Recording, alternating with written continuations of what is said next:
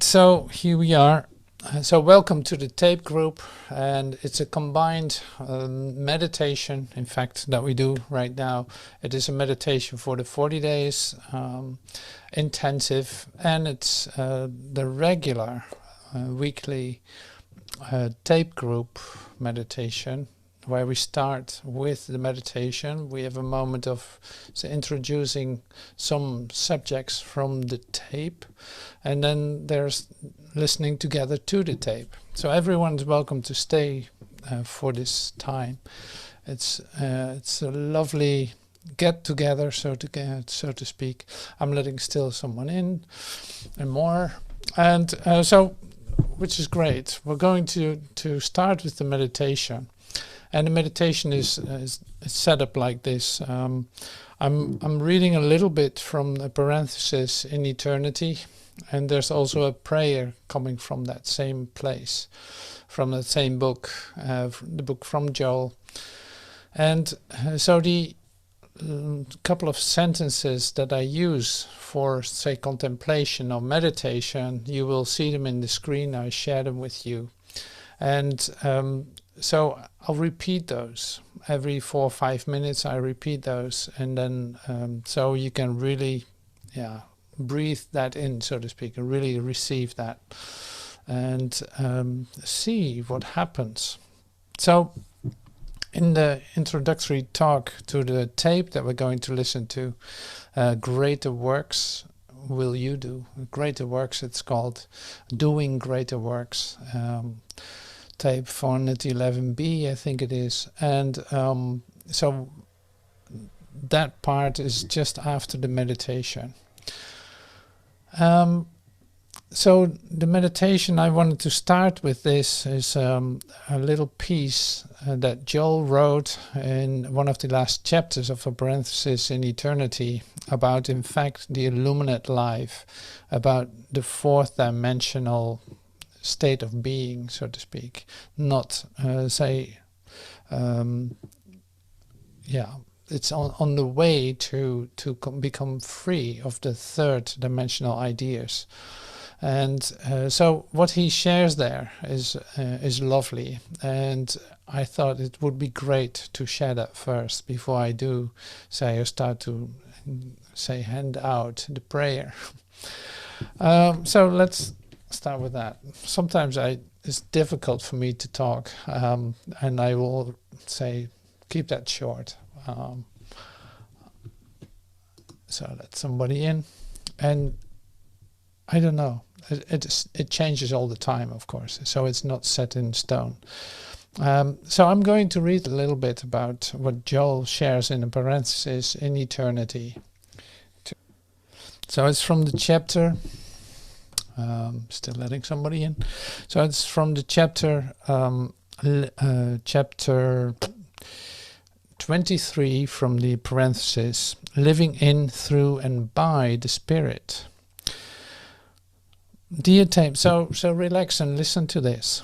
The attainment of the fourth dimensional or illumined consciousness is the secret of harmonious, abundant and gracious living without strife or struggle, completely free from the material sense of life. This freedom is the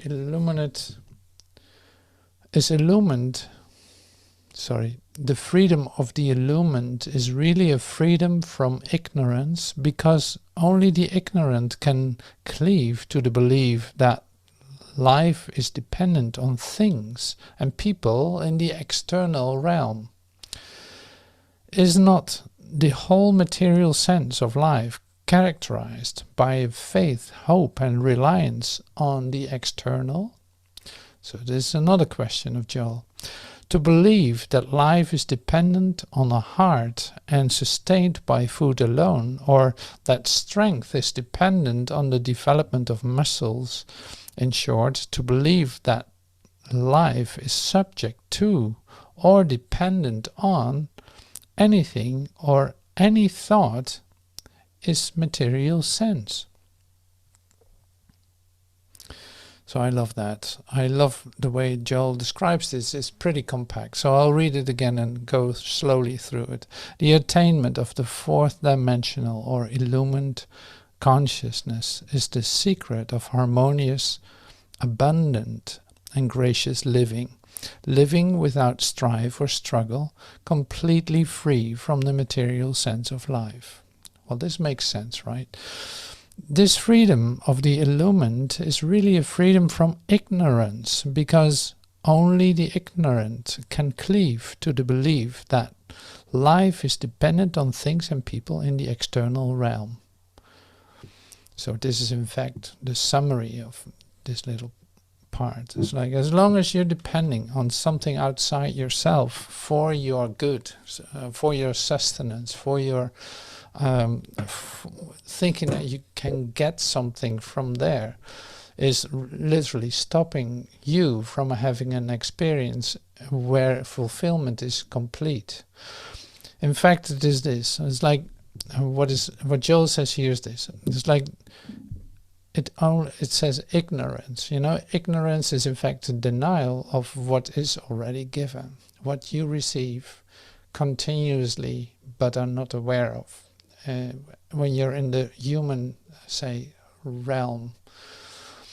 So ignorance is another word for pain, in fact, for limitation, for all the characteristics of three-dimensional life, with all the aspects included. It's like you cannot select some out that you still want to keep and, say, drop the others. So, and this is the place where we start to meditate. It's like you don't want that. You know that you don't want that. You know there is more, that there's something else available for you. There is more. Otherwise, you would not be in this class. You know, so you already know that it is there. So now, how does this realization take place? So the denial took place not just in 5 minutes. No, it took place over lifetimes. So it's like there's a real habitual denial, in fact, that you're mostly not conscious of. So step by step, and we use meditation for that as one thing. Like step by step you discover, oh, when I become quiet and actually do nothing with my thoughts, something happens in my life, or something is really like lightening up. I like that. I want that more in my life. And you start to practice on a daily basis, for instance. So, and then it continues. It doesn't stop there. So you need all these little positive, say, learning moments in which you are lifted out of your three-dimensional situation. So this is exactly what we do here too. So there's a real chance for you to come out of your sense of time that you have. There's a real great occurrence that you can call that a miracle, really, like that. It's like it takes you out of what you call your existence for just a moment. You return back to it, sure, absolutely. But something has changed when you were lifted out of it. The whole thing changed.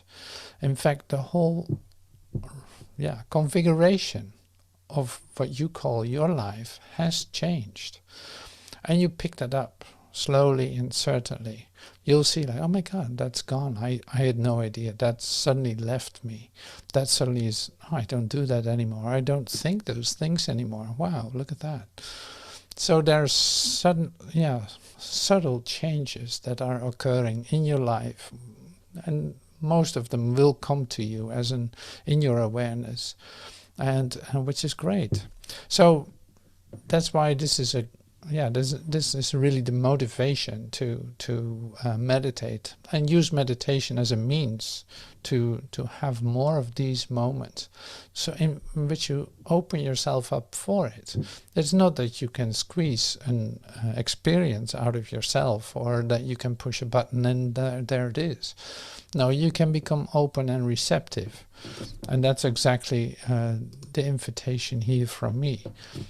So I'm going to read some sentences from Joel and use this as an invitation or as a key to enter into timelessness. This is really the invitation. This is also coming from Joel, from the parenthesis in eternity. I am the embodiment of all that God is, because of my oneness with my source. I am the embodiment of all that God is, because of my oneness with my source. All that is true of the source is true of me, for I and my source are one. I live by the Spirit of God, not by external things, thoughts, or persons, but by the Spirit of God. So I'll repeat that.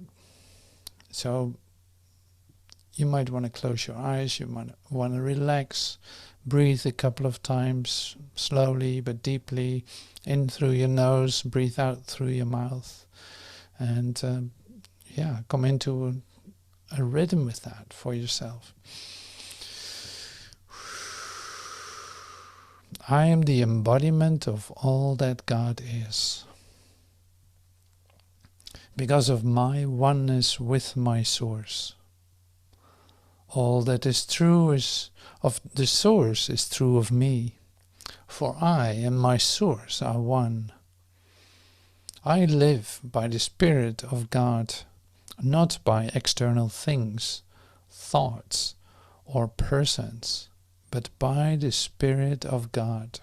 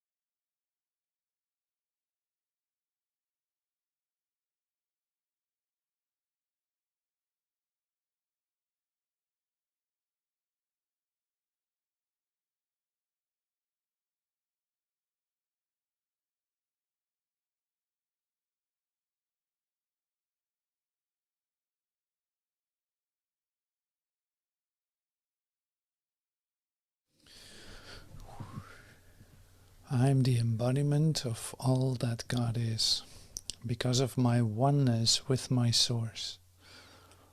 All that is true of the source is true of me, and I and my source are one. I live by the Spirit of God, not by external things, thoughts, or persons, but by the Spirit of God.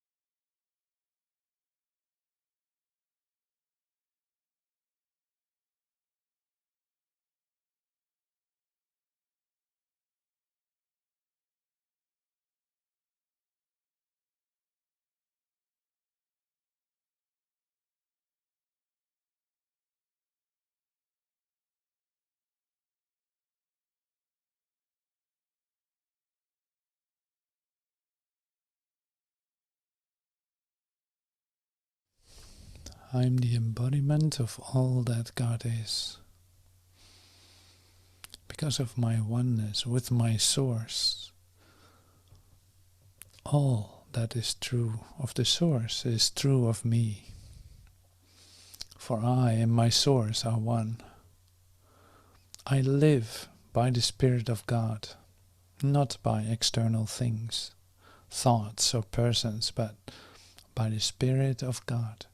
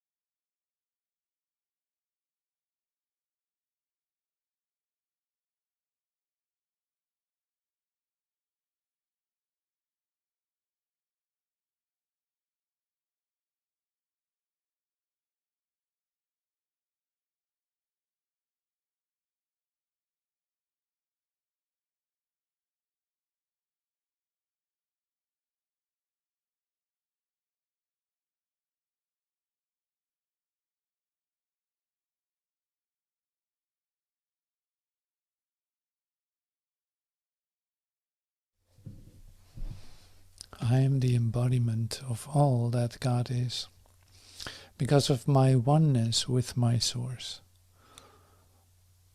All that is true of the source is true of me, for I and my source are one. I live by the Spirit of God, not by external things, thoughts or persons, but by the Spirit of God.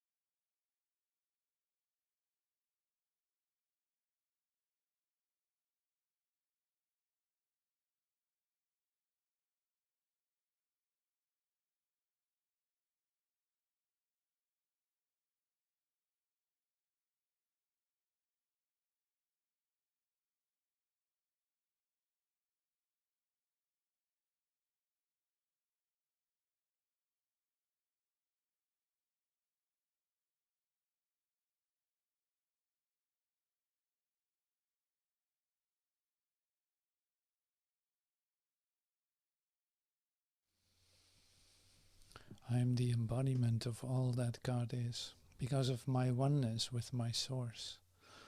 All that is true of the source is true of me, for I and my source are one.